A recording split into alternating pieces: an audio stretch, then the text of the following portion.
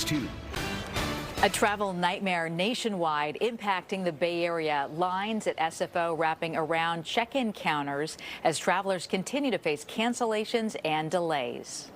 One way or another, we're getting home tonight, and if we have to rent a car ourselves, then that's exactly what we'll do. Some travelers waiting hours just to reschedule their flight. Good evening, I'm Julie Hayner. And I'm Mike Meeback. Problems on the East Coast have a ripple effect closer to home. Combined hundreds of delays and cancellations out at San Francisco International just today. KTVU's Jenna Katsuyama live tonight at SFO. And Jenna, I guess you could call it a busy day out there.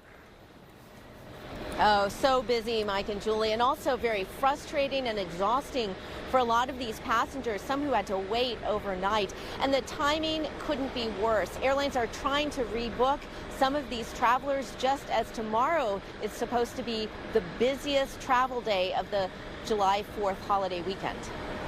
At SFO Wednesday, passengers waited hours in a line that stretched from United's customer service desk across Terminal 3. I have been waiting at least for 2 hours now, and my flight to Portland has been delayed twice. We arrived from Sydney, Australia at 7 a.m. this morning, and when we got here, we were moved to 6 different gates. This woman and her daughter, who were flying to Nashville for a dance competition, said the flight was finally canceled. And they turn around and say it's cancelled because they were missing one crew member. Many passengers, exhausted, say they had been stranded overnight. We are overwhelmed, frustrated, tired, sad.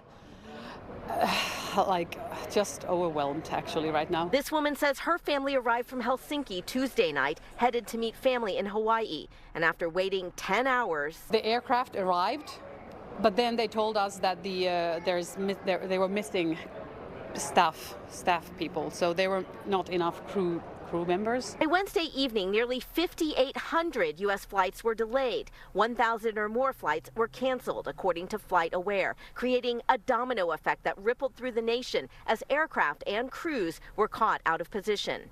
Planes packed ahead of the 4th of July holiday weekend had few seats to spare. The problem is that if you miss a flight or something's canceled, it's even harder to get on something now. Storms on the East Coast caused some of the delays, the weather forcing the FAA to temporarily ground planes bound for Boston.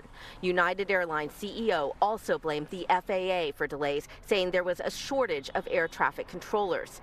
But Transportation Secretary Pete Buttigieg said airlines are scheduling more flights than they can handle. We know that nobody can control the weather, but anything under our control at the FAA, we're going to be working on, and anything under the airline's control, they need to step up and take responsibility. As airlines nationwide are struggling to rebook travelers, passengers are paying the price. Everything was closed in the airport because it was night, so we were without water because we don't have our luggage. I can still find my luggage. We're going to try to rent a car and just drive home.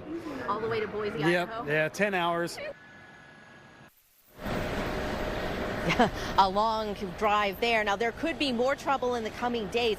Friday is the deadline for airlines to finish upgrading their equipment so there's no interference with those new 5G wireless systems. Most of the airlines say they have upgraded, but Delta says they still have 190 planes that are still waiting for parts. So, Mike, really, the bottom line here tonight and through the weekend is if you are going to be traveling, make sure you check on any cancellations before you come to the airport.